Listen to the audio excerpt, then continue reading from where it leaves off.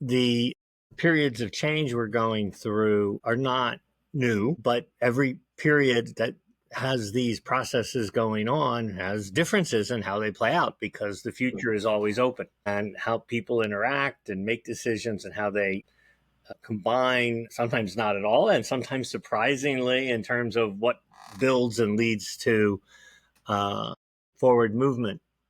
So it is, the story has been written before. This is a new version of the story. Yeah. So we will try not to step on landmines, but yes, it is a world with landmines.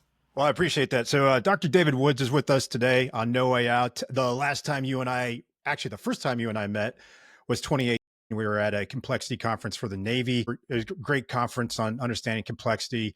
And then since that time, nothing in the world has changed, correct? I mean, we didn't have a pandemic, but I guess my point there is, Dr. Woods, we've seen so much in the last 5 or 6 years, from the mishaps at Boeing, pandemic, and then I think you're calling this the second age of AI. Is that correct? Well, it's the second gold rush. Tech gold rushes have happened before. Right. It can peter out, people still aren't going around with virtual reality glasses in 24/7 to do all activities, So that tech gold rush was hyped. And while new technology and there's niche applications for it, some are big niches in gaming, but the gold rush never happened. This is the second AI gold rush. I started my career in the first AI gold rush. So many of the patterns that are playing out now are things I lived through and studied and developed other kinds of designs back in the early 80s. There are differences because the nature of the algorithms being developed are different than the families of algorithms that were being developed and hyped then. One of my jokes about this gold rush is so much more powerful than the first one because they added one letter to it. It was AI, meaning this is a universal machine-based model of cognition that will substitute for people. And look at all the great things that will happen as we can substitute this new AI for them. And now we have the same rhetoric, only it's AGI. So adding one letter seems to have made so much more happen and make it so much more powerful, when in many ways it's the same story, but with some new families of algorithms. All right. So I do want to talk about this connection to safety and AI, AGI here in a little bit. But I think looking at your background and having met you and understanding your depth of knowledge in complex adaptive systems and other disciplines is a great place to start. Specifically on this show, we talk a lot about John Boyd's Observe, Orient, Decide, Act loop, which he looked at multiple disciplines. When we look back at your growth and involvement with 3 Mile Island and where you are today, hopefully you could take us back through the influences that got you to where you are with resilience engineering, graceful extensibility, and your thoughts going forward with this, as complexity seems to be a key to everything we're doing. So you put a couple things together there. So one of them is the OODA loop that is so familiar in defense communities. And just that wasn't a new invention then. It was a reinvention, positive, to promulgate these ideas that have been around for a long time about cognition. For me, it started in 1976 when the person who first coined cognitive psychology went, whoops, I was wrong, and said, hey, it doesn't work the way we thought it did. Now, we can go back much further than him and his insight and switch. But I tell that story because in some ways the history of AI is very much around people starting out and, oh, look how powerful these algorithms are. And then as they confront the real world, they start to go, wait a minute, we're missing a lot. And right. The algorithmic power by itself does not translate into action power, reasoning power in the real world, given the complexities, variability, uncertainty, surprises. So the journey really started with a line, came from some of our early colleagues' papers of coping with complexity. And so what we started in AI Gold Rush 1 in the early 80s was studying how people adapt to cope with complexity. And rather than new technology eliminating complexities, it actually did bring new capabilities. New capabilities generated forms of growth as people adapted those capabilities. Growth creates new kinds and forms of complexity and the penalties that go with that. And generally, what people did was pretend it was linear, and with only a few little interactions and complexities we had to wrestle with, but mostly linear. And we kept going, nope, it's nonlinear from the beginning. Right. It is time and dynamics matter always. Stopping time or seeing it as a series of snapshots distorts what really goes on. So just to pause you there for a second, the landscape that you're talking about when you talk about new capabilities, is that connected to the idea of the adjacent possible or affordances? Sure. The issue is, as we like to say, there are three basics that underlie the foundations of resilience engineering that are kind of should be non-controversial and easy to understand. One is there's always finite resources. Two, time never stops. Change is always going on. Slower, apparently quiet, but change is always percolating somewhere. And the third is there are other people who are adapting because they are seeking advantage. They're seeking what works for them, given their position in the world, their goals, the constraints they operate under, and looking for success. So the idea of putting the difficulties that arise from technology in the context of success, in a sense, we really did create a new capability. People really did take advantage of it. That meant they created a new world. They created new roles. They created new interdependencies that led to things were operating at new scales. And so what happened with the linear stuff is nobody designed for any of these changes, right? And so what happens is messes arise, Right. Right. snafus arise, and inevitably the old military coinage from the grunt American soldier in World War II. And so snafu catching is not a rarity. It is not a corner case. It is ubiquitous because this messiness keeps happening. And again, given finite resources change and others adapting, it turns out that's fundamental. But the selling of and the excitement in the initial phase of a gold rush is always this projection into the future that's very linear, and they don't see any of these reverberations and transformations. So they don't prepare for the new vulnerabilities. They don't prepare for the new forms of coordination that's necessary. They don't prepare for the new kinds of models that you need in order to understand what's really going on in order to handle surprise. Right. Because they think surprise is going away or will be less powerful. And the answer is no. You get new surprises from new directions, which are therefore even more surprising in the sense of, are you really prepared to handle them? Now, military history is full of this. And one of the great empirical sources for all of this is military history and the contrasts that go on and how do you prepare to be surprised. So one of the lines we used in 2000 when we started resilience engineering was, if you want to summarize what it's about, it's how do you prepare to be surprised? And that paradox actually is the insight that you can prepare even though you don't know what's going to happen. So You I'm have curious, adaptive capacity. and that's the key phrase right there. Adaptive capacity, you write about, Hallnagel writes about it, Decker writes about it. We've had Todd Conklin on here. We've had John Flack on here. We had Gary Klein on here. Can you help us understand or help our listeners understand what that actually means and how you might go about creating adaptive capacity for an organization? Well, first, in the biological world, adaptive capacity is everywhere. We can see it in all kinds of examples, and many of our success stories, places where we really understand how this stuff works, can come from different aspects of biology, including human physiology and the stress response reaction. So we have lots of examples, all the way up to human societal scale examples. Adaptive capacity is future oriented. Right? It's not about what you're doing now. It's about the capacity to change what you're doing now. Change your model, change your relationships, change your activities, because what's happening, you're sensitive to what's happening is different than what you were prepared to do before.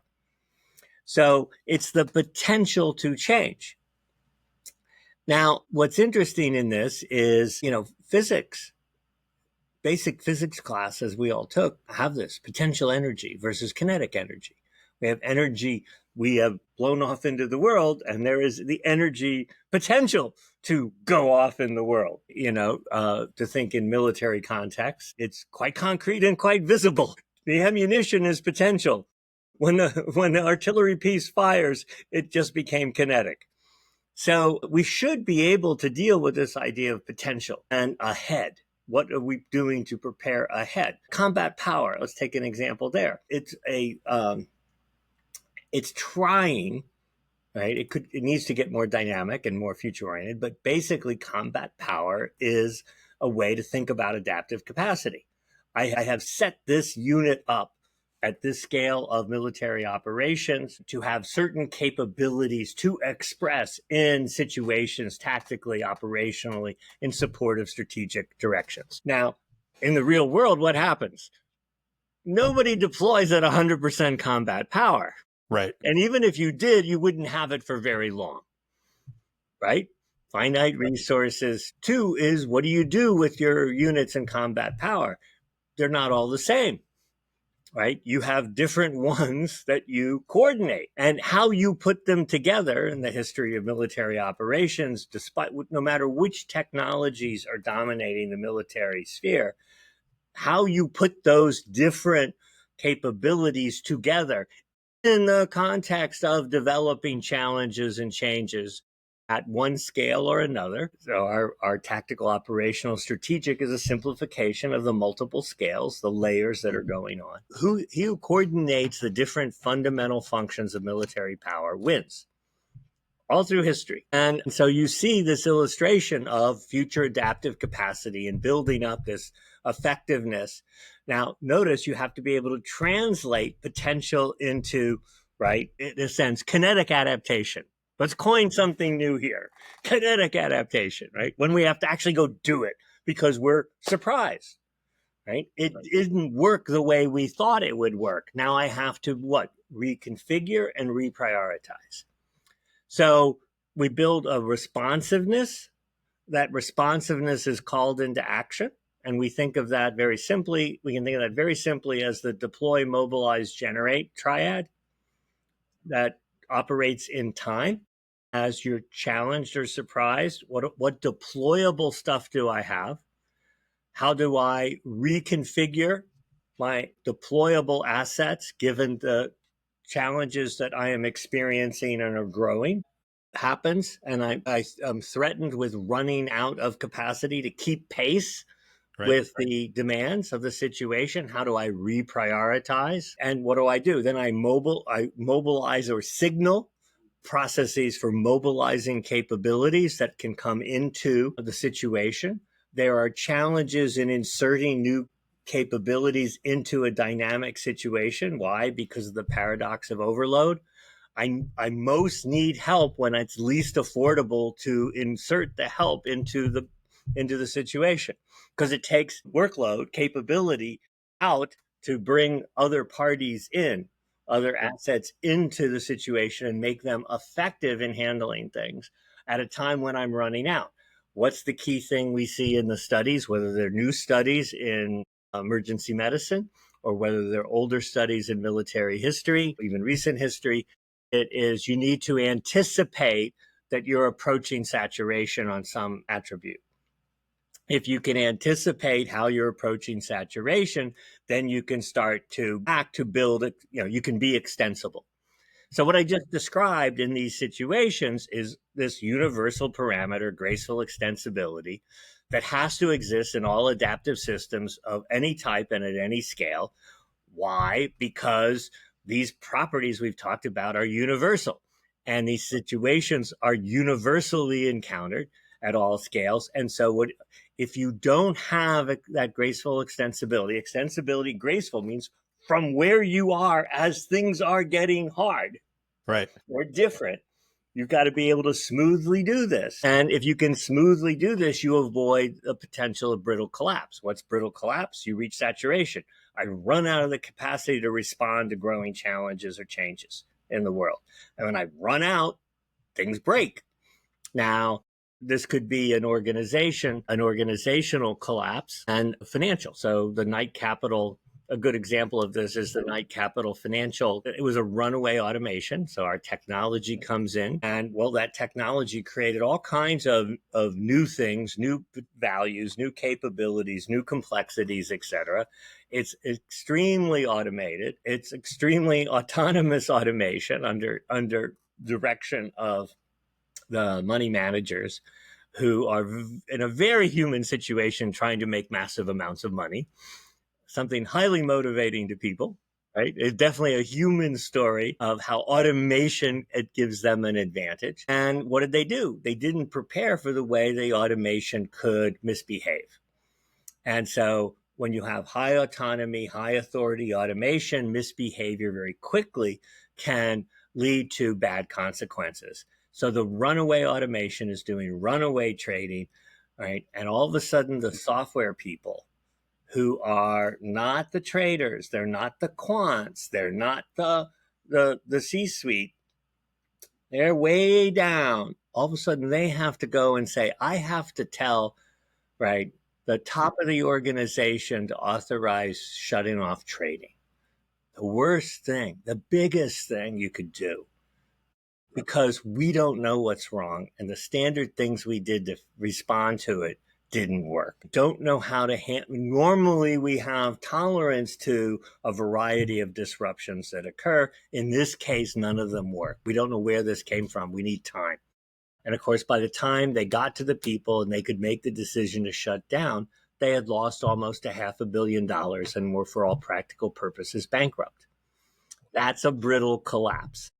So there's a connection here to from resilience engineering into DevOps, development operations, continuous deployment. What we've seen over the last 20 plus years is that sometimes you create software for a context, and then 20 years later, it may be used for something different, right? And I think that's where you find brittleness in software these days. Is it may have worked perfectly well years ago, but the context and how people are using it is changing. Does that make sense? It certainly does. And you're absolutely right that the best example of the future, regardless of which technological advance we're focusing on or which other form of advance, it could be in communication and connectivity. Your comment again was on DevOps, DevOps. That's right. All right. CD, and Yeah. how software in the past could be perfectly, working fine, and then all of a sudden it doesn't work, right? So this is where I got involved with them. I mean, DevOps is only 13 years old, and so when I first, they've been trying to get me to come and talk with them, and they said they were using some of my stuff, and I kept going, well, you understand it, you're using it, this is great. Why? What am I going to say to you? And then I showed up, and I looked at them and I said, you're not using my stuff. They went, of course we are. And I said, no, you're the future. And it's not as advertised. What everybody's touting about more autonomy from whatever family of algorithms, it didn't start with the current machine learning ones and large language models. For the last 20 plus years, algorithms have been the source of we can get more autonomy from our machines. It turns out what happened is growth, new scales, new complexity penalties. They changed the model. Software is operated. We grew capable software, right? That allowed people to do more things that were important to people, not always in coordination, sometimes in conflict. But as that scale grew, what it means to be a software engineer is you develop and operate. Those two are intimately connected in real time, because everything at its heart is software. And that software, so the idea, and I've just ran into this last week, that people are still thinking in the AI revolution going on right now that, well, software is just coding and we're going to code faster, or the LLM will code for us. And you're like, you have no idea what you're talking about. That's not the way modern software, critical software infrastructure works. It has to be operated. It is already highly autonomous. It is fragile, and it does break, despite the fact that we build in fault tolerance. And why does our fault tolerance fail us? Because it keeps changing. As the software infrastructure friends say, if our company isn't growing, it's going to die in this world. In other words, and if it's growing, that means the infrastructure and the demands on the infrastructure and the challenges and the connections and the interdependencies are all changing. An example is when we started doing this, the serious incidents where they acted to prevent a loss of valued services generally happen mostly within the organization operating that infrastructure.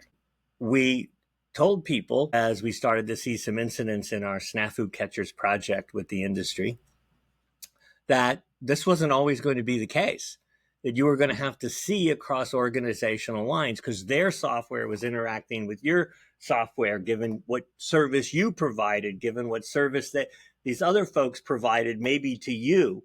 And because everybody, to get more efficient and productive, started utilizing specialists in the software infrastructure world. DNS is an example. Mm-hmm.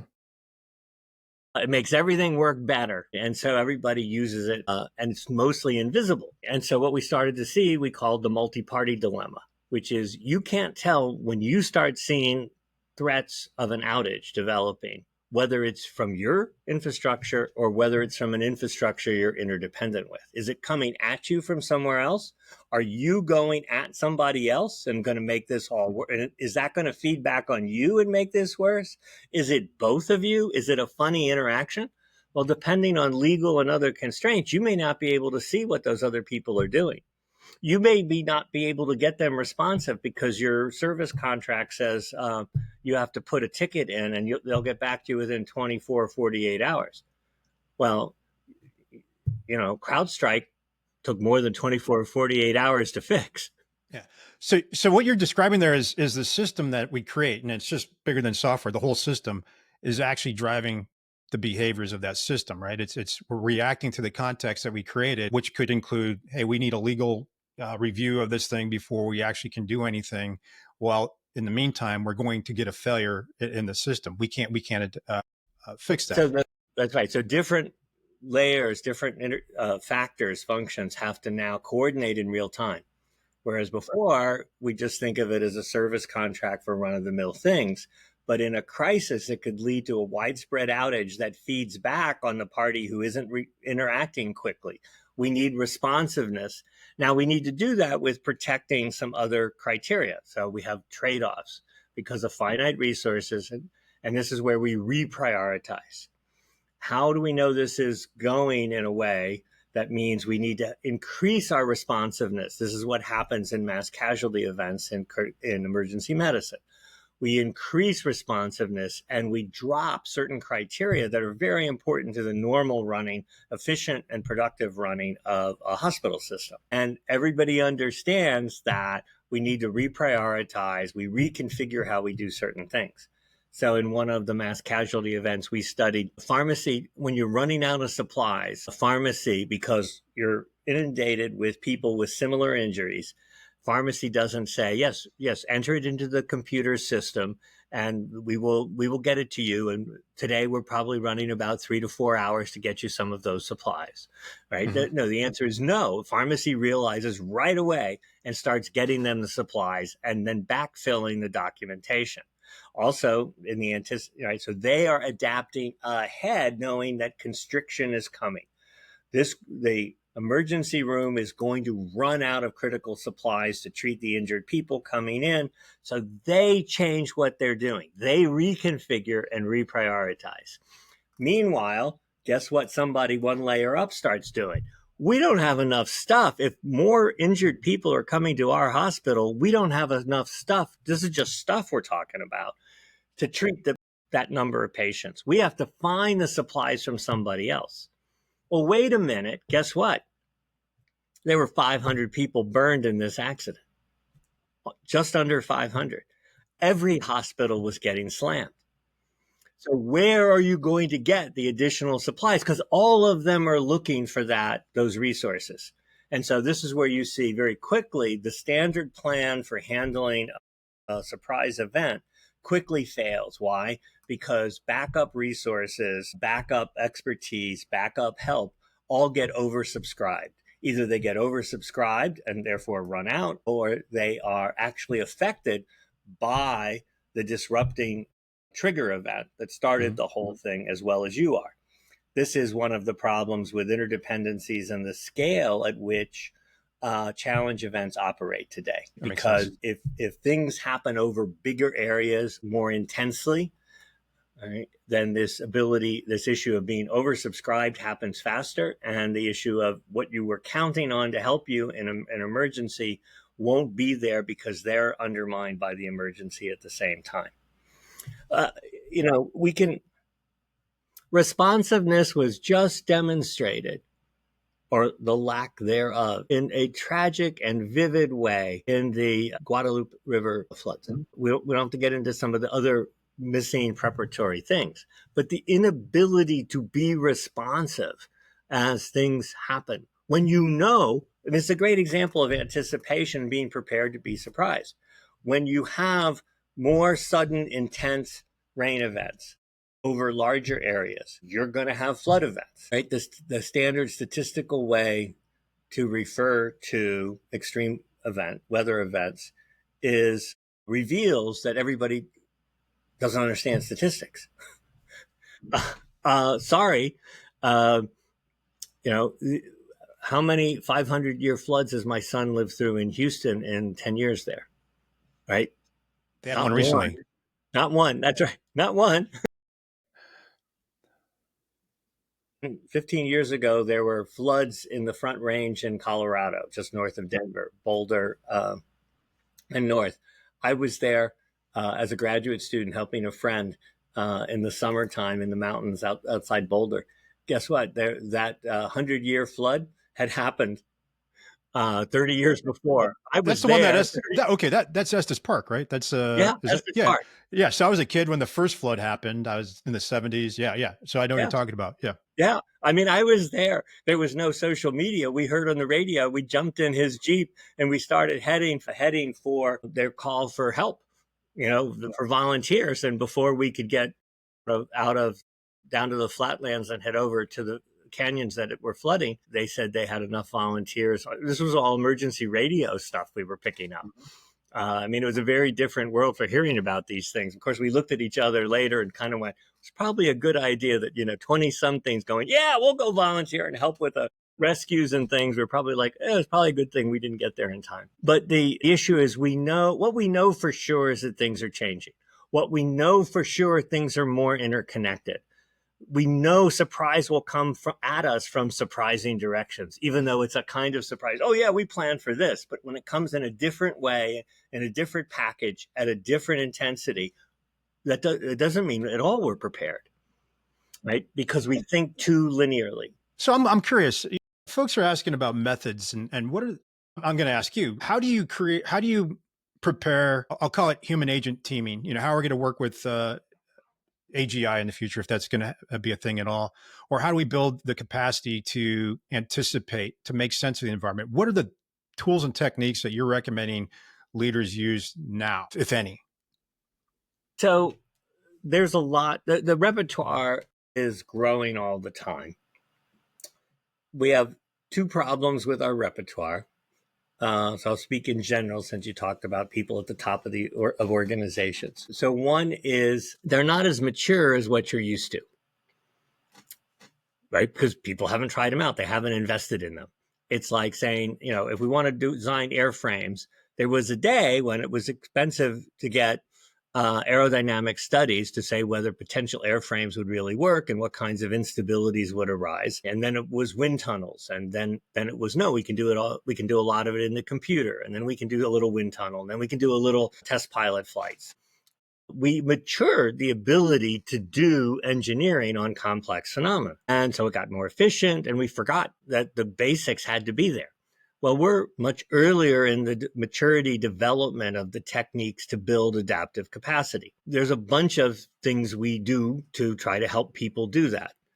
And that's the second constraint, is we don't have good ways to do it at scale. The big challenge for us, if people would invest in us, is help us mature it, but help us scale it up so it can have a bigger effect, or your investments can be more leveraged. But the recipe for doing this is old. The recipes have been around for a long time. When you look back, I show examples from, you know, what's the one I'm about to use in a new chapter as the opening line? 1806 from Clausewitz. We pulled out this line to describe the situation now of how people are stuck in an old model that was valuable for building safety, but is no longer effective today because too much has changed.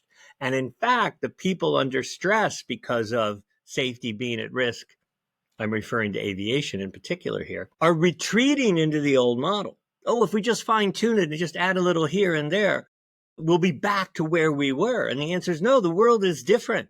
The processes are different. The pressures are different. Yes, it's still airplanes with people in the back, but the evidence and the accidents have been telling us.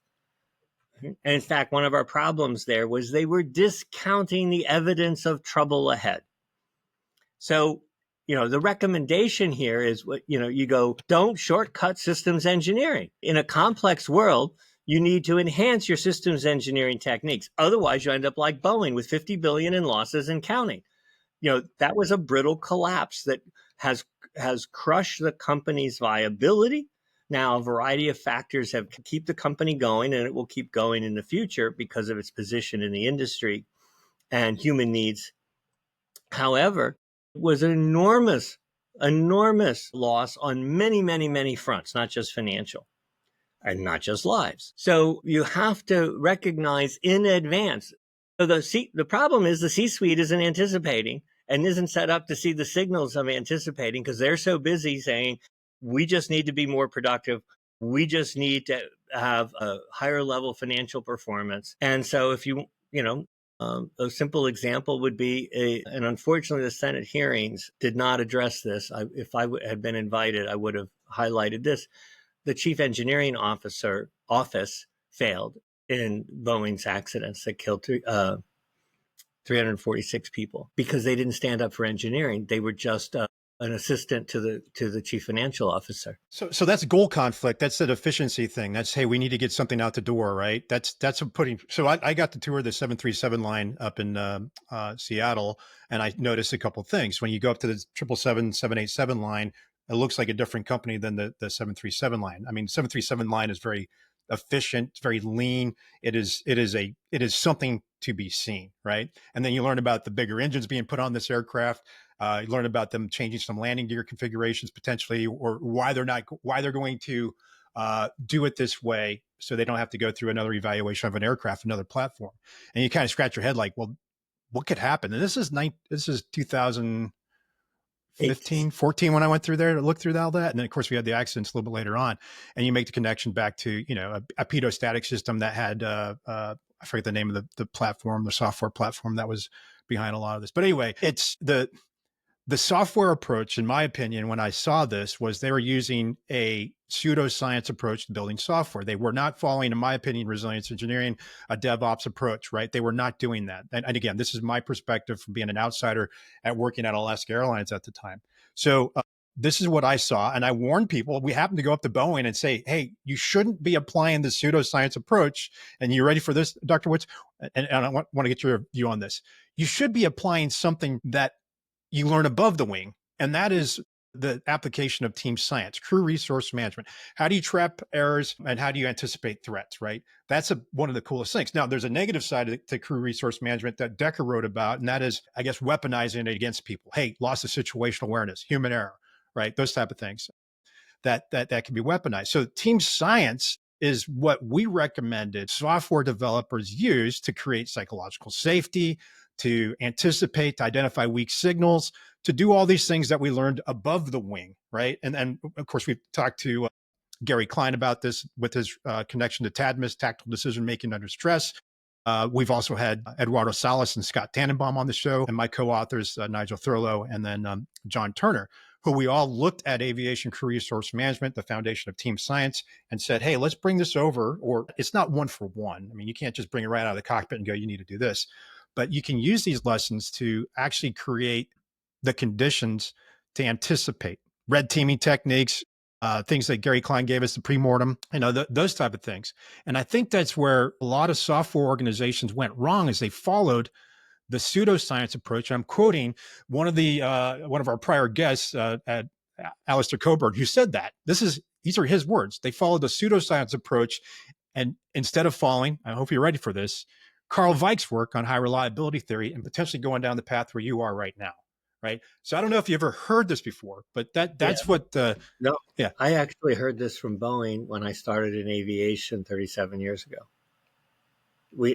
And with respect to the cockpit, improving the automation and displays and alarms, it has to, quote, buy its way onto the airplane.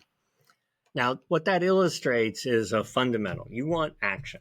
What can organizations do? So this is driven by fundamentals, like in physics. You don't get to ignore gravity when you're building an airframe, for example, or aerodynamics. There are laws. There are fundamentals that are not optional.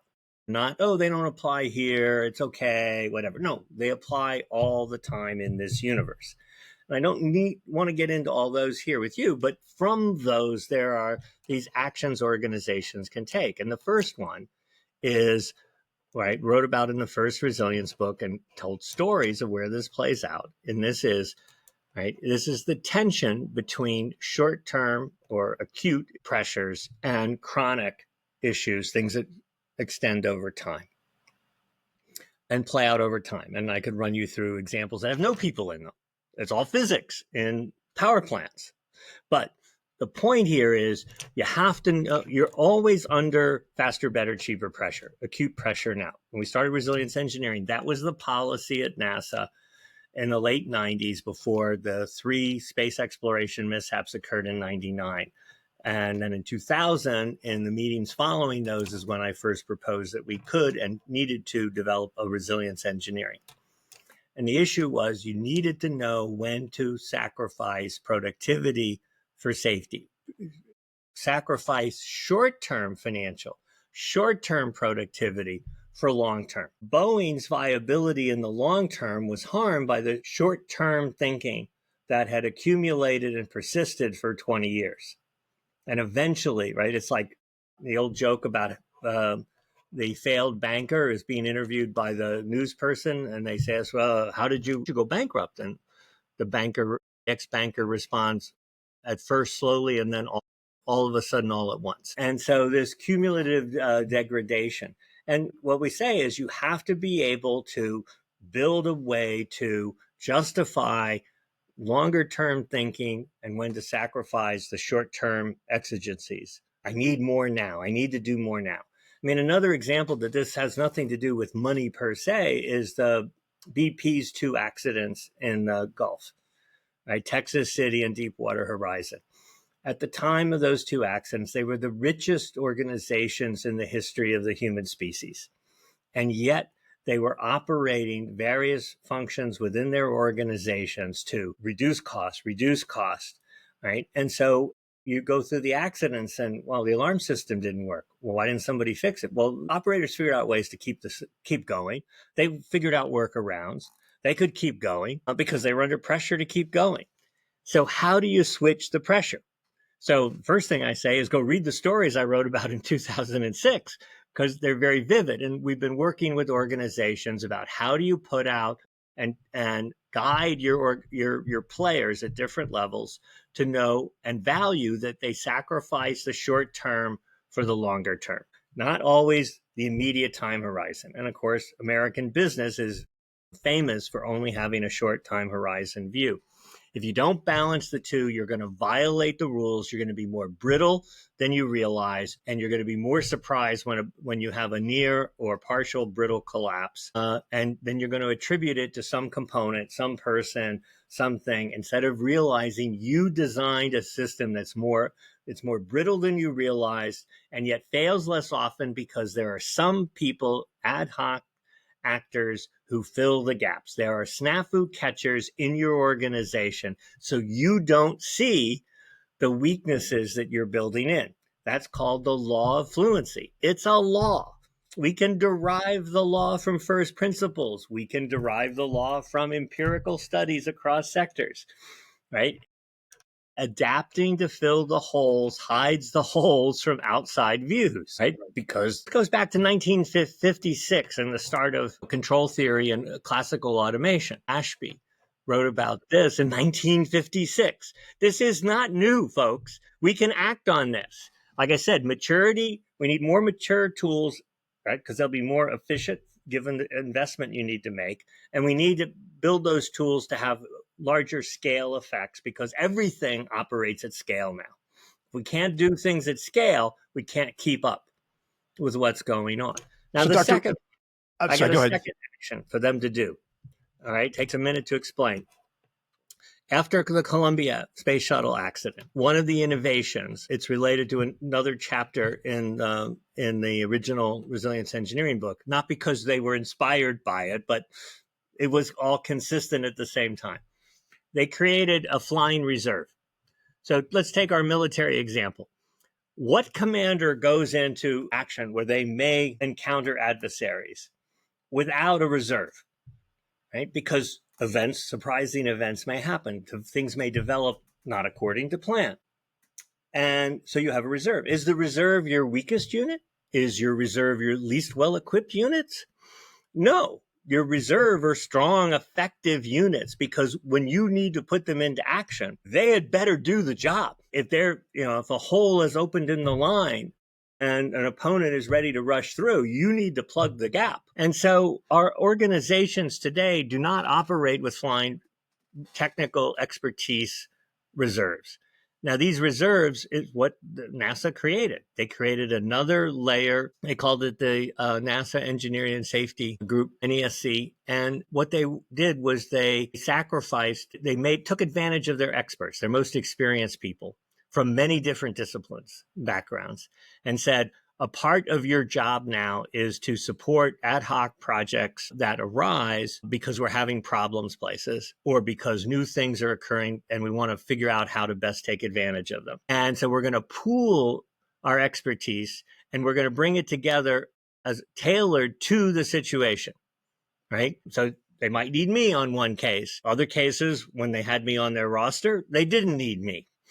Later, they had a case and they really did need me. Luckily, I was already working on it, so I was for free. But the key here is they look ahead and they learn more from the events that do happen. And they integrate those learning lessons across the organization.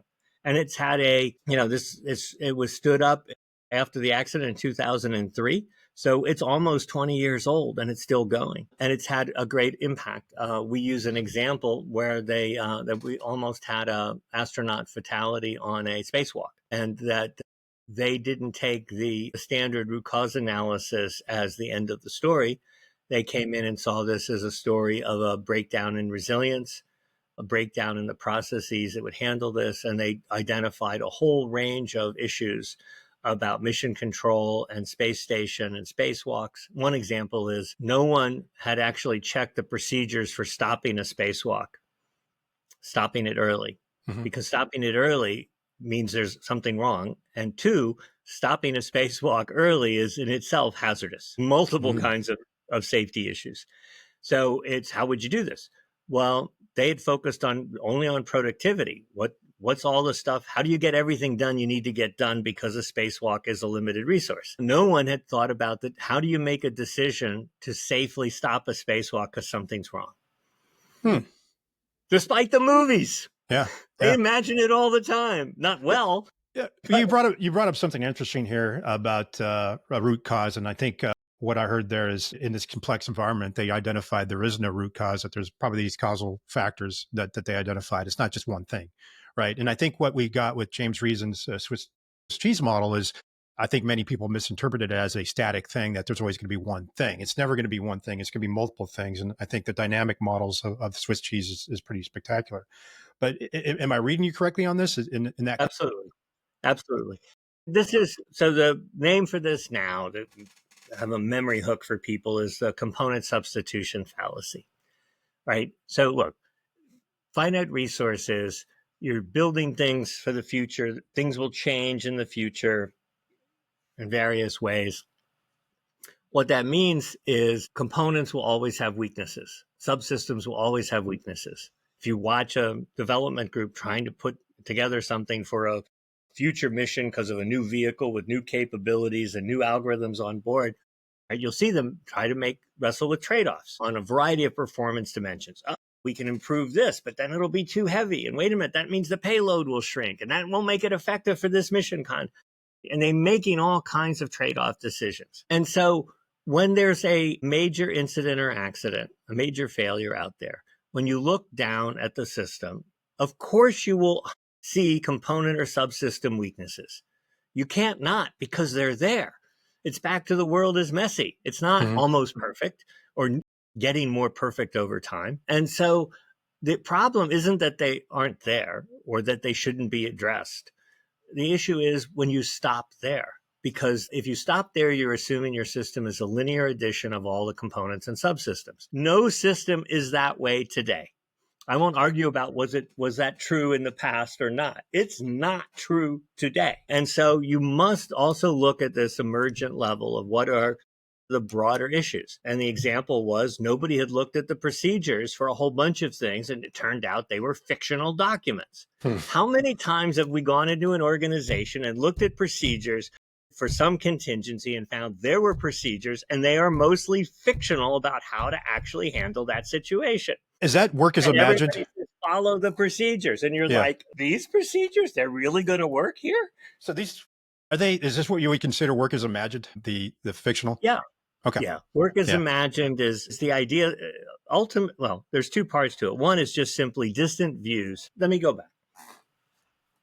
Work as imagined versus work as done is an English translation we came up with in 2004, kind of serendipitously, of what the French people in human factors have known since the 70s. But there was a translation problem. And we finally expressed it properly because they had been working on this. That views from a distance, perspectives from a distance, can't see a lot of important things that have to be wrestled with in order to make stuff work at the sharp end. Back to they miss snafu catching. They miss the gaps. And they are inevitable. And part of the thing is that you're not bad because you designed a system with gaps. No matter how good you are, no matter how much expertise you recruit, no matter how much resource you gather, there will be gaps. It's the old Yogi Berra quote. Even if the world were perfect, it wouldn't be. Even if you got it perfectly right, the world will keep changing, and it won't be. There'll be gaps. So you have to recognize that you provide for the fact that you first understand the gap filling that's going on. Gap filling, if you look at my paper called Command Adapt Paradox and the Guided Adaptability Approach to Safety, the fact that there's gaps doesn't mean that the adaptations to fill gaps are always wise, always the best, always good. The point is somebody has to do something to fill the gap. You need to see what they're doing to say, do I change the system? Do I change something else? Do I go and discover what's the best way to really deal with this problem when it arises? Do I need to develop some resources to make, when this happens, to make it smooth to handle, because the way they handle it in an ad hoc way is patchy? It kind of works, but I don't want to operate, the old word kludge. It's a kludge and it works today. Do I really want to run my system with a bunch of kludges? Well, BP did at Texas City. When you look at that accident, the operators were running that with a whole bunch of kludges. And everybody's like, everything's just fine, guys. You're like, what do you mean? You're so rich and you can't make sure some of the supporting systems and capabilities actually work. So this gets back to a fundamental about perspective taking, that there is no omniscient perspective. The view from any single point of observation simultaneously reveals and obscures. That's true of all points of observation, distant, up close. So up close reveals some things, but obscures others. So in other words, I need a broader perspective to realize this is kind of a patch, or maybe it's an okay patch, but we could do much better if we think about this in general, analyze and develop a much more effective and efficient way to handle this form of stress on the system. Part of it is to recognize there's a stress on the system. The patch might be fine, but now that you know that stress exists, you may realize that might operate over here or over there. And we don't have any patch capability over there. We're going to get burned if it happens over there. So these all lead to this looking ahead and the idea that I haven't got it all perfect.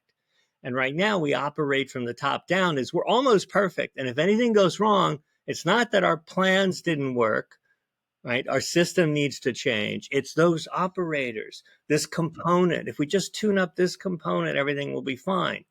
And the answer is no, the world keeps changing. And today, the world is changing fast. The turbulence is high. The interdependencies are intense. Surprise is common. I mean, it's virtually every week we have a surprise that if you track various industry sectors or even the general news, that almost every week there is something happening. Yeah, nothing's going to change is always going to be continuous here. So I would like to do this. I'm going to introduce you to Mark McGrath. He's joined us about 45 minutes ago. What I'm going to do is Moose is a Marine. Marines are fantastic at taking ideas and really synthesizing them.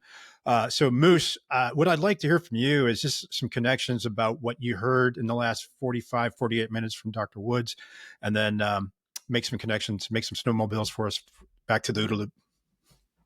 Well, thanks, Ponch. Yeah, I think Dr. Woods, I'm pretty sure that John Boyd would love to have been a part of this conversation because a lot of the things that you say are affirming of the concepts that he was exploring. I think there's some differences that make sense because he was coming at it from a much different perspective. I mean, like the easy one I think of is just like your stuff is more scientific and morally neutral, whereas in a lot of his work, when it came to leadership, there were some very clear things about implying morals and ethics in certain systems. But the synergy, I think, is the being really able to thrive under surprise as an expectation of the environment that that's what's going to happen. And sort of, do you optimize it or around it, or do you maneuver around it? And I think that he would probably say it's something that you exploit and maneuver around, but you're essentially saying the same thing. Absolutely. I think. And that's exactly the word we took, maneuver. Yeah. You outmaneuver complexities. You can't you could nominally, there's some reductions you can do, but generally, as in the software infrastructure case, is to get rid of the complexities would get rid of the advantage. Mm-hmm.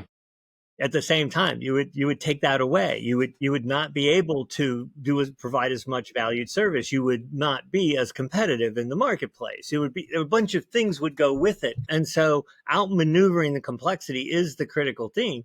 And we've been the basic developments have said, hey, this is actually really fundamental, like core science, like gravity. And so how do you do this? Well, the simple way we do it, and you'll resonate to this, is a form of reciprocity, which is based on who is experiencing the greatest risk of reaching saturation, who's about to get over, who's under the most stress. Now, in an interconnected system, general stress on everybody, on everything you're doing, doesn't show up equally across every role and every level. It shows up more in some places relative to others. But if the stress breaks the system in one place, everybody's affected. If we think of the military analogies, right? If one unit collapses in the face of enemy pressure, the whole line is in big trouble. Somebody saying, hey, I'm holding my part of the line. I don't know about you over there. I don't care about you. No, what happens in effective or adaptive organizations is they act to assist and not constrict the unit that is under the most stress. That's fundamental form of reciprocity that's actionable at every scale. I can do it in equations for automation, right? Now I can't do it in equations at all scales, but we do it in training in small units in effective militaries, where they work together to not constrict, but to extend or performance under stress, because they know they'll be under stress and that some units will experience the brunt of that, and others need to be set up to come to their assistance. So now you make me think of Buckminster Fuller and like a geodesic dome on how the stress is spread load throughout the entire system, that the stress is absorbed by the entire system, not necessarily focused on one point of failure. Yeah. And so this This is why this idea of reciprocity and how you build it, and that many organizations are run on processes that in practice, not their rhetoric, but their actual actions on the ground, right, do not build that reciprocity in the face of stress. Instead, it builds up, I'm going to take care of me. I'm going to take care of mine. You can't blame me. That's part of one of the downsides of blame culture that people have talked about for 50 years is it tends to make everybody just work to roll. Your role, I not just a procedure, but I'll work to my role. In fact, that's the worst thing they can do when the system is under stress somewhere. Because what happens under stress is you need to spend your role isn't directly the one most stressed, but you need to focus on where you connect to other roles, outward, up and down, and spend some of your energy, your capability to build connections, right? To strengthen the overall structure under dynamic stress. Is that like using a real world example that our listeners might be able to relate to, because we talk about it a lot? Would that be like in Kodak's case, somebody saying, "Hey, I did my part. We have a really great graphic design department here in Kodak. Whatever they did, But is that like a fair analogy?" That's I think the Kodak case is a little more dramatic for an example of this, given that they certainly are an example of an inability to adapt.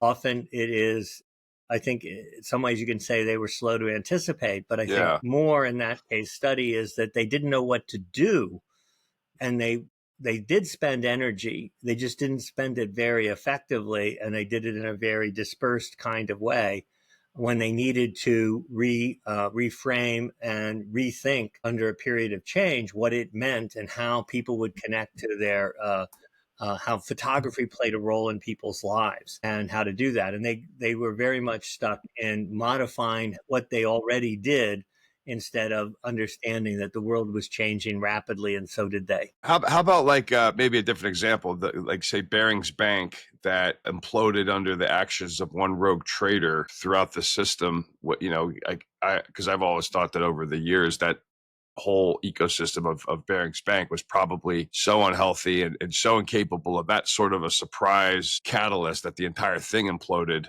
from the actions of one or in a very, very small group, because the overall system wasn't able to handle that or even allowed for that in the first place.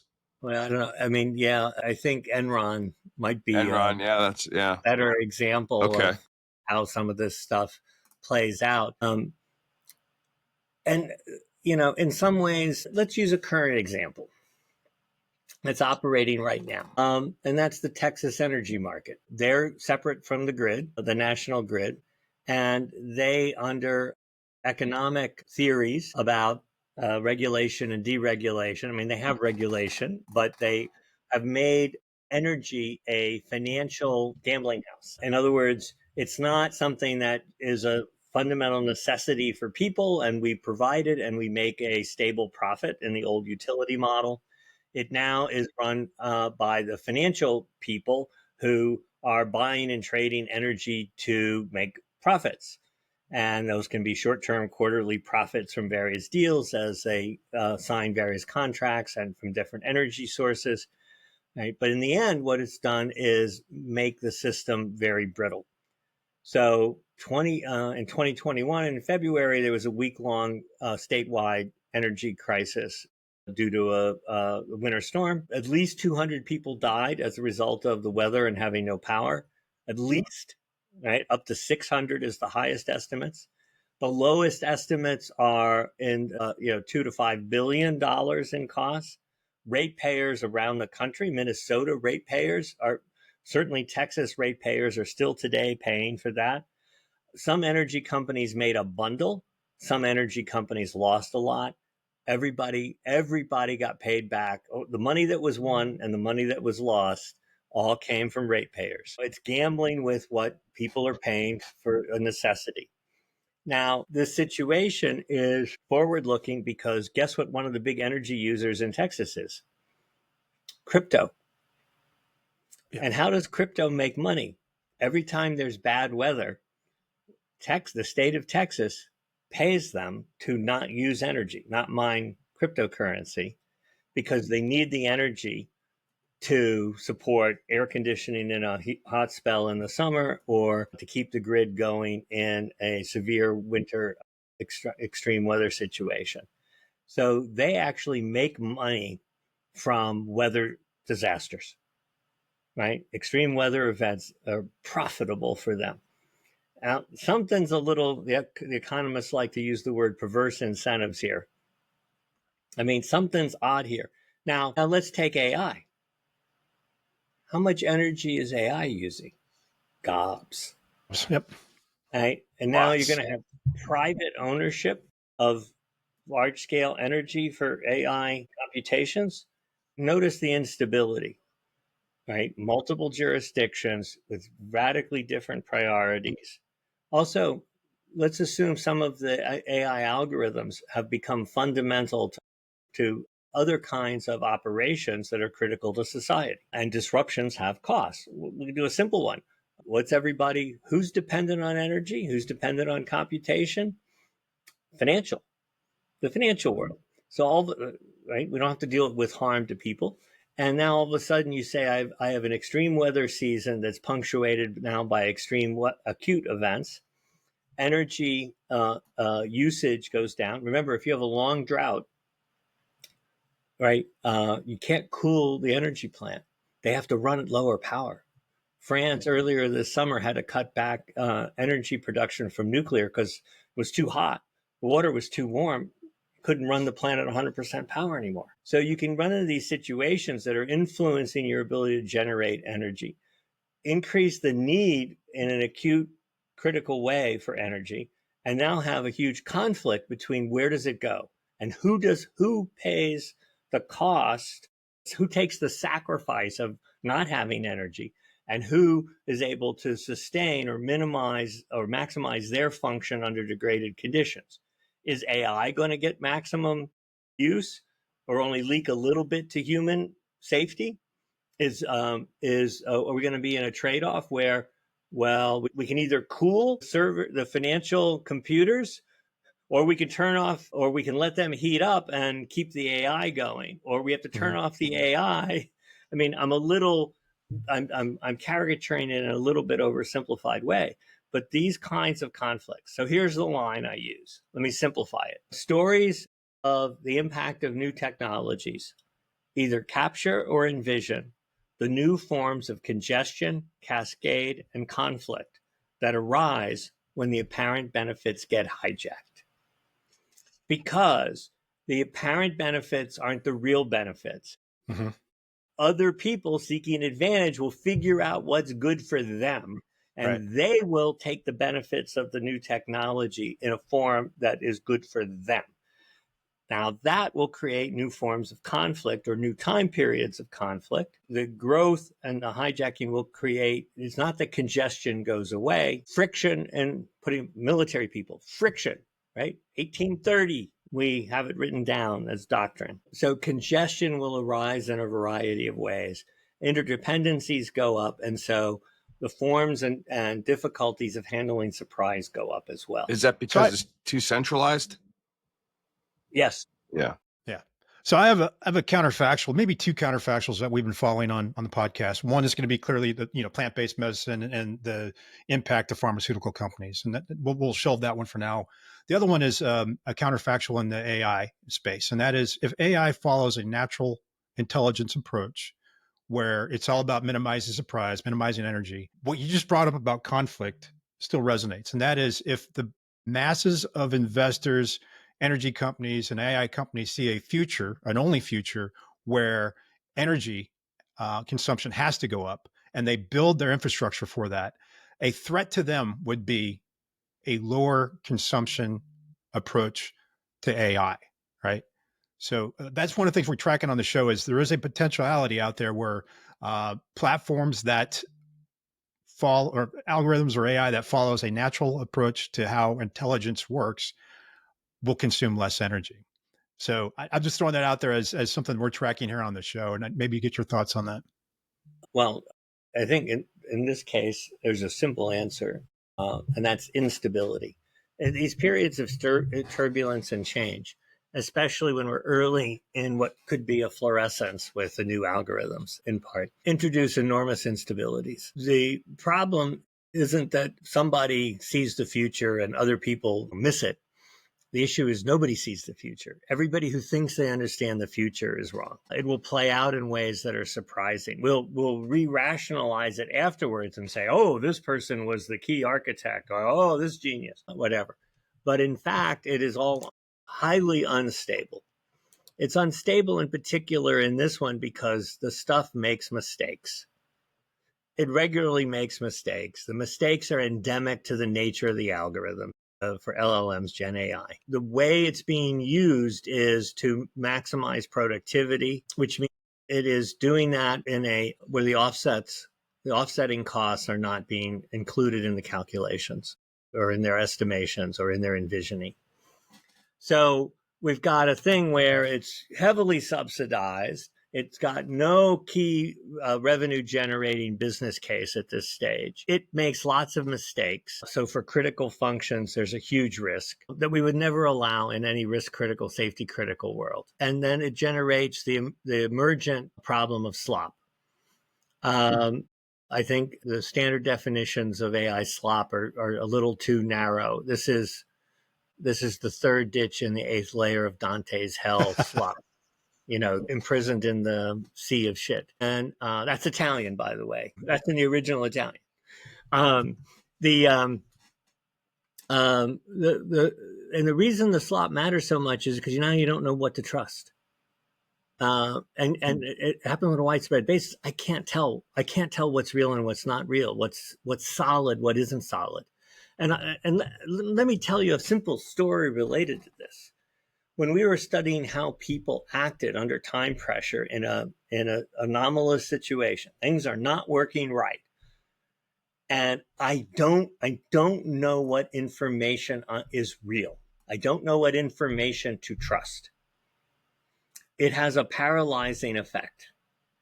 We studied this in some energy incidents in the control room where they knew there was an outage of some of the instrumentation, but they couldn't tell which sensors were erroneous and which sensors were accurate. All they knew was some were wrong. And it undermined their ability to be decisive in the face of uncertainty, this increase in uncertainty. Same thing happened in the Air France 447 cockpit. Yep, I was thinking about that. Yep. Captain comes back in and the pilot flying turns and says, literally says, I don't know what to trust. And the slop problem is a widespread thing that undermines the ability to know what's substantive. In studying people successfully deal with uncertainty in a dynamic situation, what we found was that they tended to roll back from, this was AI and other algorithm-assisted decision aids in the 80s, and they would roll back to the raw data. We also saw it with Intel analysts when we did studies with them in the early 2000s. When you're highly uncertain about what's going on, what do? You roll back to what is the most definitive information that I can count on. And then I rebuild the story up, right? Because if I try to resolve the uncertainty and I've got this smart thing telling me this and this thing telling me that, and I've got a couple different sources that are contradicting, I've got to go down and say, what's a base that's concrete enough that I can build an interpretation of what's going on. And the slop problem is undermining, in my estimation from the past work, the ability to function in these dynamic, uncertain worlds. If that slop enters those situations. Now, we'll see where it goes. Because remember, the bottom line point is instability. Mm-hmm. And the corollary with that is no one is dealing with that instability. They are all too busy claiming ownership of the future. Whether that ownership is it's going to ruin humanity, or that ownership is it's going to create an infinite abundance, or it's going to eliminate all white-collar jobs, or it's going to do this or that. These are all childish stories of little boys. And it's nice that they have an imagination, and it's fun when you're a little boy or a little girl to have that imagination. But we're dealing with reality now, folks. And instability from a systems engineering point of view is not a good thing. Okay. And we need to start working. We need a big investment in new kinds of systems engineering and safety systems engineering. Someone this last week highlighted that a variety of events that have happened is because the mill standard on systems engineering is no longer being followed on a widespread basis in aerospace and defense organizations, and that maybe we should go back. Now, I pulled it back up and went, guys, we need a new version of this because this isn't designed to deal with the complexity of today's systems. So this is interesting. Systems engineering versus complexity engineering or resilience engineering. There's a difference, right? I mean, the reason you didn't call it complex engineering is why? Well, the simple thing, you'll find this hard to believe. Resilience was a very rarely used word. It was not contaminated by other interpretations. Some of the early uses of this were pointing in the right direction. And so a rare word, I mean, when we first started using it, the first reaction everybody went was, okay, I guess that's English. What's that word? And you'll see Eric use the Latin definition, not because that's what we meant by resilience, but because this is a word in the English, in all the European English languages, and this is what it classically means. Now, let's talk about what it means technically now if we're going to engineer this adaptive capacity. So that's why we chose it. It's not complexity engineering. Sounds like you're going to create complexity. Yeah. I thought we were trying to get rid of complexity. We want to outmaneuver complexity. So that's been one of the other slogans here. How do you outmaneuver complexity? Because that's dynamic. A lot of people are standard. So Punch, the key thing here is that everything needs to get revitalized. It can be right and then becomes stale. Everything that was once right becomes stale and needs revitalization. You referred to crew resource management. When we studied Air France's safety management, top to bottom, CEO all the way down, for a year after the 447 accident, first thing we said, we didn't wait a year to tell them this. We said, all your team training, everybody thinks it's fine. Everybody thinks it's running perfectly. You have all these team training programs. You have no teamwork in your organization. They don't work anymore. You need to revitalize your team training, your team philosophy from the bottom up. It doesn't work anymore, and it's obvious to an outsider. Zero disagreement, immediate, as we 8 of us wandered around their organization.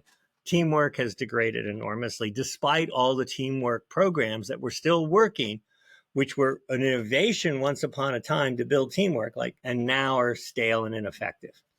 So we need to reinvigorate and revitalize systems engineering to outmaneuver complexity. And instead of saying, well, it's mostly linear and we can kind of deal with it a little here and a little there and it'll be okay. Or now AI will take care of the complexity because it'll tell us what the answer is. Yeah.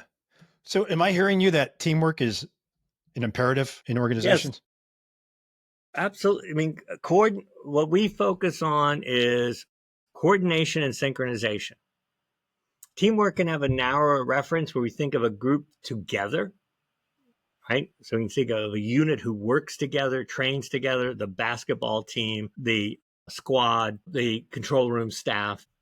If you notice in critical software infrastructure, the people who come in to handle an incident are connected virtually. They are in very different places for the most part. They are often in very different time zones. And so they are working together in the context of handling the incident. The forms of experience and expertise they bring matter a lot, though you don't know in advance whose experience with what will turn out to be critical in figuring out a hard case. So it doesn't meet many of the traditional definitions of a team. They may only occasionally work together as on-call participants, but each time they're on call in an incident, they'll be working with a different set of people, some overlapping, some, but often new, almost always new people. So that we emphasize the coordination and synchronization that has to go on, and that's the dynamic. Right. The dynamic stuff that has to happen. And it really is kind of amazing to us that in an American culture so obsessed with sports, that flow sports like basketball or soccer are the best, simplest examples. But you have simultaneous adaptation going on each time down the court in basketball, within the flow of a game, how this plays at the end of the game, at the critical junctures of the game, over a playoff series, how the teams are adjusting and changing. A first game blowout often means little because it just means you're stimulating adaptation by the adversary and complacence on the team that blew them out. So who, it's an old story in military. Who adapts the best? It's the OODA loop. Who adapts the best and fastest wins. I love to use George Marshall before the U.S. got engaged in the European theater. He knew we would get into the European War. And what did he know for sure? That he didn't know anything about what was the best way to fight in Europe and how to prepare the American units and leadership for that. So what did he do? Well, first off, he got rid of most of the old guys, saying they're not going to be able to adapt. The risk of them being set in their ways is too high. Second is he needed people who had contradictory talents. They needed to be highly decisive, but they also needed to be very interested in coordinating. So there was a Patton-like general who got fired pretty quick in North Africa because he wouldn't listen to anybody else. He wouldn't work with anybody else. He was decisive, but he didn't coordinate. Lloyd Friedendahl? I'd have to double check the name. I remember the story, but not the name. Marshall also gave them all a second chance. So it turned out he got back into the fight and had an exemplary record, the guy in this example. The key was people who set up their headquarters at a secure point and stayed there, he fired. Why? Because you needed to be close to the action to see the surprises, to see what was working, what wasn't working. And so he needed people who were younger and more physically fit to be up there and who would sacrifice some of the command post security. So there was more vulnerability to enemy attack. So there was a real trade-off there. It wasn't somebody just hiding in the back lines, but they needed to be up front to see what was really going on to adapt fast. So the OODA loop and its history all the way back to Napoleon and inventing it in an ad hoc basis, and then the Prussians developing the theory and training to make it the universal way for successful militaries, are based on adaptive capacity. It's amazing. Our sports world is based on adaptive capacity. And I have a hard time telling people you should invest in your organization's function to build adaptive capacity. What are you talking about? It's all around us. And then you saw the challenges that are happening regularly in the world that are threatening or breaking large, important chunks of societal functions. Come on, people. This should be an easy sell. Help me mature this. Yeah. It's hard. It's hard to sell. And I have to ask you this. We're kind of the same line of work. You have to convince leaders that they need to build this capacity. And how they do that, we've talked about methods, and they have to be grounded in first principles. And we agree with you on that. What we find fascinating is we come from a high performing background in fighter aviation and military operations. We're not jumping out of the cockpit and saying we have to close the gap between your high definition destination and where you are today. That's nonsense. That's not what this is about, because we can't define the future state. We can't define the future. We know that. So we abandon things like effects-based operations. They do have a context when you're a complicated domain using the language of the Kinetic framework.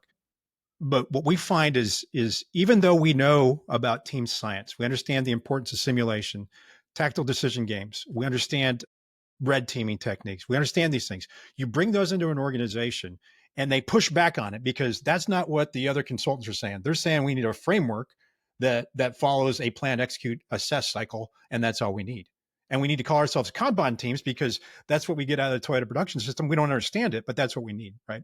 So I want to get your thoughts. What are your challenges when you have to convince leaders that adaptive capacity, and I'll just say this, is probably the fundamental thing that organizations need for safety, resilience, agility. Resilience engineering is all about putting a focus.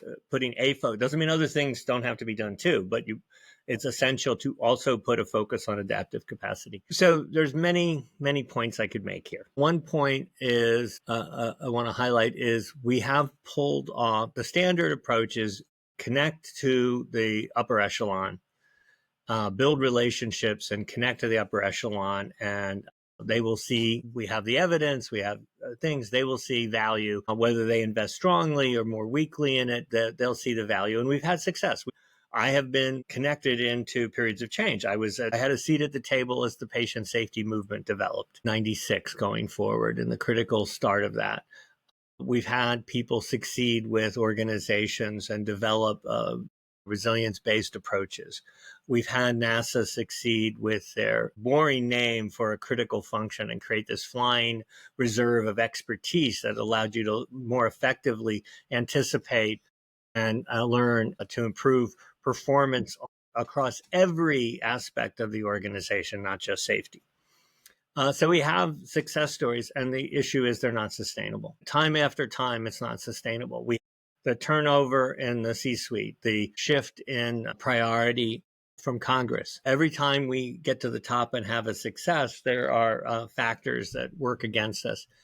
And those factors, so we have this problem with sustainability in the face of the folk models. And the folk models are static, structural. They're the opposite of the dynamic, coordination, synchronization, adaptive. They keep believing that they can pin uncertainty to the wall, they can pin a surprise to the wall, tame it, desiccate it, and that their planful function or their introduction of algorithms to take over from people will make it all work smoothly. And the world keeps telling them that's wrong. The world is messy. Snafu is normal. Snafu catching is essential. The second thing is we have a lot of experience with people who have learned and moved forward. We had successes all the way up to the C-suite at times. How did we get those successes? Well, they had to have tangible experience with the consequences of being surprised. They had to be not so up close to it that they were buried in the difficulties and reverberations, and they couldn't be too distant. And the reason that mattered, too distant, and you would oversimplify, and you would be able to interpret it and not be willing to change anything. The ones in the middle, the event highlighted for them the need to reframe, to revise their models of how the world works. And that made them curious and open to change. And then all of a sudden we would step in and they'd go, that makes so much sense now. And we've been able to get middle tier people. This happened, last week with a conversation with an emergency room doctor or anesthesiologist in England who was part of the pandemic planning response all the way up to the Prime Minister's office. And he's asked me the same question you just said of how when I look at what you and your colleagues write, it's so obviously correct interpretation and gives us paths forward. Why is it such a hard sell? Mm-hmm. Why do they revert back so much? So that's an observation about how to reframe. The third thing is this reframing, and the OODA loop doesn't really quite get there. It sets up the stage for it, but it doesn't quite go all the way. And that is, how do you get people to reframe? And this is important because machines don't reframe. They have a model and they work according to their mechanism and the models that are explicit or implicit in that mechanism. We've never tried to build a machine or algorithms that would reframe. Interestingly, people can reframe, but it's very hard because the evidence that says my model of the world is not the world I'm actually living in creates huge dissonance, and dissonance is uncomfortable to painful. And so the easier way to deal with that dissonance is to not listen to what the world says, that it's different than your model, but to reinforce the model, to retreat or retrench in that model, repair the model, ignore the signals from the world. And this is fundamental in what we've seen in safety. The signals were there before Columbia. They were not weak. Debris strikes at a different phase of flight. Debris strikes at energy 100 times greater than the maximum they analyzed debris strikes on orbit for. 100 times, 2 orders of magnitude. And it was striking different parts of the orbiter structure. And everybody said it's perfectly fine and safe to go on, when the answer was, we have no idea what is safe or not safe. We've never looked at this before. Effective engineering would say, let's look. let's take a pause and look. But they were under intense, faster, better, cheaper pressure. So they discounted and rationalized away the evidence that they were operating in a different world. And that is critical to reframing. And the issue here is, how do we get people to not just reframe, but to set up a structure that would help them reframe?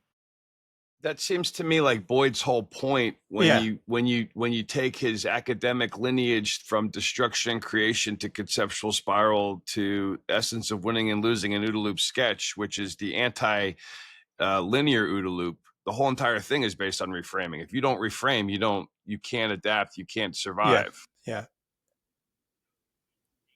Absolutely. Well, yeah. And then when you look at that's the name of the podcast. It's in there. It's about reframing. So the whole point of if you were to summarize the OODA loop, it's you update your orientation, your old model to match the external world, or you take action to match, to force your orientation onto that world. So think about what you just said about, I'm taking action to ignore these signals. That's an action, right? So you can reframe things by taking action to cut off the flow of information into your system, because it's a low energy approach. A higher energy approach is to allow that information in to update your orientation. And that's why so many people find it hard to do this, is in updating that orientation, that internal map of the external world. There's dissonance, there's cognitive dissonance in it. That's why linear OODA loop is so popular and pervasive, unfortunately, because it doesn't force people to account and create those internal and external maps that they would have to reframe. But when you read his core kernel foundational fundamental piece, Destruction and Creation, which he wrote in 1976, the entire mandate is that you exactly do that you constantly and continuously destroy and create your understanding of your internal perception of the external world. And the sliding conceptual spiral, which this podcast and our Substack takes the name of, that there's no way out of uncertainty and entropy and everything else. Thus, we have to continue on this whirl of reorientation, which means that we're constantly breaking and reframing our perception and understanding, because if we stop, there's no way we can improve our capacity for free and independent action, which is the ultimate goal of destruction and creation. We're in the same place. I agree. Just when you said, this is great. Yeah, just when you said it wasn't open to reframing in the linear sense, absolutely. I completely agree with you, because The point for me is for all of us is, how do we actually help people? We can state it, we can show it, we can document it, we can show you the empirical evidence for it, we can show you the theoretical derivation why it matters. We can do all of this stuff, but we have this very practical thing, which is why I talked about the evidence of what we've seen in the safety world about it, is we need to up our game in how we actually get reframing to happen. We agree 100%. 100%. Absolutely. That's why our company exists. That's why our podcast exists. That's why we talk to you and John Flack and Chet Richards and everybody else. That we were sent into the world to teach people this. Yes. And this is where so I'll tell you two things that I have found useful. One is the trick we've been doing for a few years now, started right before the pandemic. So it's nouns versus verbs, and that we live in an Anglo-American culture, business world that wants everything to be nouns. And so there's noun data, noun models, and noun math, tabulations. And these things end up eliminating time, eliminating growth, deterioration, all the dynamics start to disappear. And it's putting a number on uncertainty, a number on surprise. All of these are noun, and I'm not the only one from a complexity background who's highlighted on this metaphor of nouns versus verbs. Brian Arthur, the complexity economist from Santa Fe, has recently done a piece too. That's why I talk about, people want to go, what does resilience mean? I say, well, it's a verb in the future tense. And they go, it's actually not a verb. I go, well, nouns that can point to verbs. Or I do exercises in the talks. We go nouns versus verbs. And I throw up a label and say, is this a noun or is this a verb? And we play the noun versus verbs game to get people to start reframing that we're interested in processes that change and relationships that change over time. And you have to make that fundamental in everything everybody does, to rebuild this capacity to see the things use the OODA loop and related ideas. All of this stuff builds out of that. So that's one technique, and I can show you some of the exercises we've done with people to just warm them up. But it's interesting because, and it's also why people sometimes say I talk in a funny language, because I'm using words often in phrases, but sometimes it's a pair of words, but they're all in reference to processes that play out over time. Relationships can be time over time. This relationship changing over time relative to this, and then how does that relationship between the two time-dependent things change over time? It's always in reference. I'm trying to get people to always see the relationships and how those are changing over time. And that's fundamental, remember, to many of the algorithms and developments that we've had over the years. We know how to build dynamical systems. We can model dynamical systems. We have a base to build on, and people are doing it. There's some levels at which the math is being worked out. It's really funny math. It's not AI math. It's different kind of math because it's fundamentally dynamical system. Now, the second technique is the one we did right at the beginning of my career, because remember, a lack of reframing, getting stuck in an old frame, was part of the diagnosis for the 3 Mile Island accident. And so I literally was assigned to design ways to break frames. Sounds like a Pepsi syndrome. Do you remember that skit from Saturday Night Live? Yeah, I do. Yeah. I do. And and this is where we see a tremendous underutilization of the computation plus visualization, that the visualizations have become very structural and noun oriented. The animations are limited despite the power to do animations regularly. And that this all relates to the word you were using, Mark, maps. Yeah.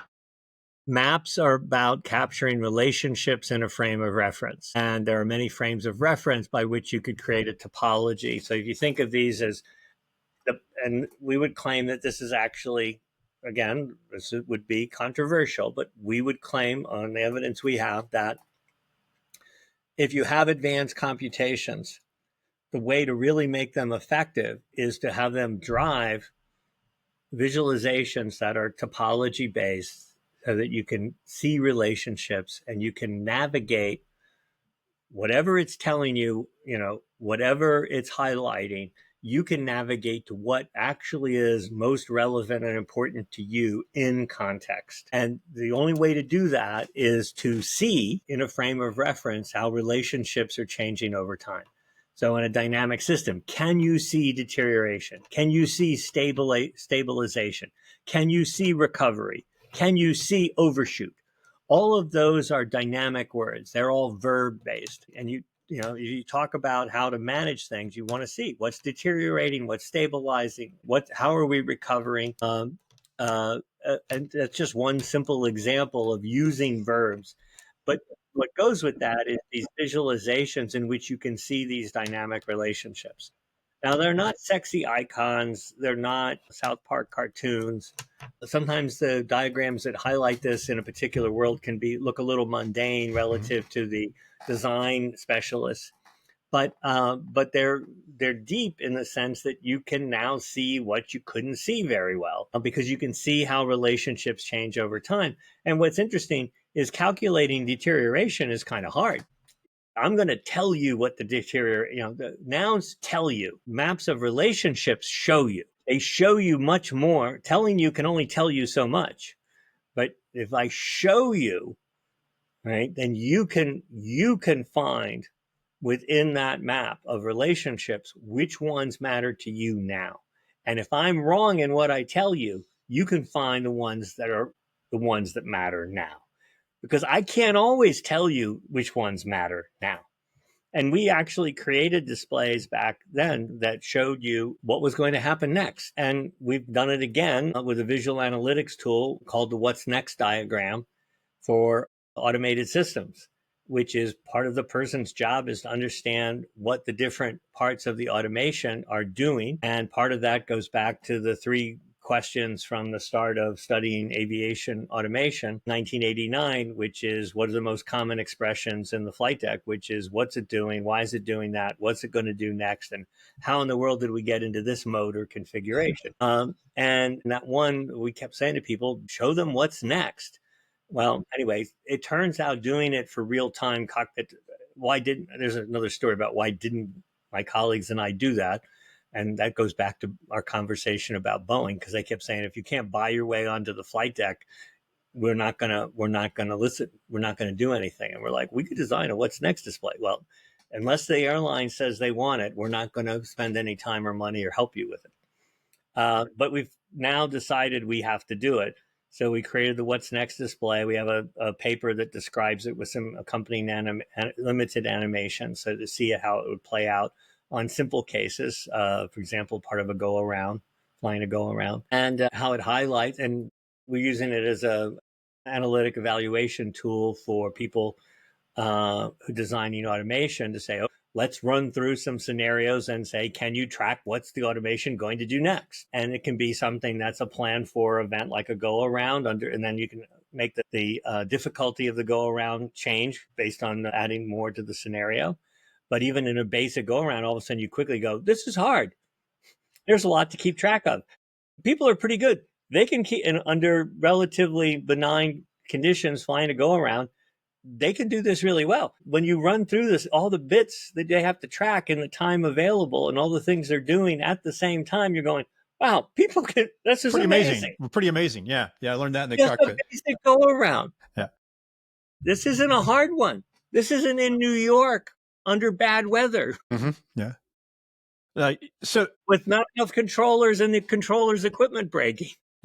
Yeah, there's so many other areas we could dive into today, including the proliferation of drones and airspace and the safety problems with that. There's so much. I do want to point out something. When we talk about organizational OODA loops, it is essential that they develop maps of the external world or whatever they're dealing with, and that's what you just confirmed with us. Is that is important? That's Absolutely. Orientation, right? What is the orientation of this collective group of people that have diverse perspectives? Bring them together, build a map. Let them argue about the map, because not about each other, but about the map. And then they can solve and anticipate what's next. That's actually how you develop strategy. That's what you want to be able to do. And this connects, you can build maps many ways, by the way. So for those of our listeners out there that are familiar with Wardley mapping, Wardley map connects directly to John Boyd's observer-oriented decide act loop. A lot of connections to complexity theory as well, or complexity science. So you nailed that for us. I appreciate that. One of my key takeaways, or one of my asks to the safety community, and I got some time at the Naval Safety Center and got to do some pretty cool things over the last 10 years or 7 years since we ran into each other, is the way the OODA loop is presented in safety papers and even in Eric Hallnagel's recent book from like 2 years ago, is a linear depiction of the OODA loop. It's not what the natural science approach and what we're asking the safety community to do is, hey, don't put the linear OODA loop in there. That's just bad juju. That's, what we're trying to do is get 99% of the population away from that horrible depiction of, I'm going to call it, what do we call it? Folk OODA loop. And we'll call it that, the folk model of the OODA loop. It's nonsense, right? Yep. Well, we have the same thing with Swiss cheese. You refer to it. Yeah. I mean, yes, so I deal with this. Somebody does a good point, makes a metaphor or visualization to help you understand it. Then they dilute it or turn it inside out to be the opposite of what was meant. Yeah. And so I think that's a great connection is reason Swiss cheese model. I learned it years ago, the way that you just described it, right? Yeah. But that's not the way it was originally designed. And it's the same thing with Boyd's OODA loop. It was never intended to be a single loop, and it's not from fighter aviation. It's actually from the same places that you identified, physics. I think you're a fan of Hofstadter. Is that right? Yeah. So there's also a massive, you brought up the noun versus verb dilemma. There's also a massive misunderstanding with Boyd between orientation, the noun, and orientation, the verb, that constantly is misunderstood. Yeah. So having, we've, John Flack will probably come back on to take a look at his new book. I don't know if you've seen that. We'll have him back on here soon. We've had Todd Conklin on recently, David Slater. I think David Slater's connection to the neuroscience aspect is spot on. Yeah, we could go on for hours with you, Dr. Woods. Yeah, this is amazing. We really, and we didn't even get into hedge funds yet. Hedge funds need to know your work right now, because you're talking about how do you hedge and how do you create optionality in a unstable environment, right? Which is what we're talking about. So last question for me. If they're out there listening, I know that we do have some hedge fund clients. You should call us, because this is exactly what we're trying to tell you. And here's living proof again. But your work Yeah, your work connects to so many things. Now, hopefully our listeners are making that and like, wait a minute, this basically what you're saying is what we're saying in parallel, but you have the academic background and rigor to go, this is what works, right? We're So we're planning. We're a little far afield. It'll be in 26, but hopefully in 26, planning hopefully more than one workshop on designing visualizations, representations, to take advantage of advanced computations. That's where you're going to reverse it. Instead of saying the computation is telling you the answer, we're going to say the computation is going to power a visualization that's going to let you discover the answer, because the computations won't always be right. That we have a bunch of knowledge about how to do this in a very practical way, and we want to do it focused on the software world. And the reason we want to do it on the focus on the software world is the scaling issue, which is I can teach people to do this. We can do this as skilled, expert custom work, but we need to build tools and tooling that allow this to happen on a widespread basis and scale. And so the goal here is not to teach people this per se, but rather to work with people who are learning the techniques in order to build scalable tools that allow you to do these on a widespread basis. And the place to do that is, since everything depends on software today, is do it with software. The ops side of software as the primary focus. And so we're hoping to put that together and launch that in 26. So I'll let you know when we get to a point where we have some at least tentative plans on where and when those workshops will start. We're debating some things. I want to do it live, at least the first one, debating whether we can do it with people, virtually. I think there's some people who kind of know the techniques who I could do it virtually with, but I think we need to do the first one live. So we'll let you know.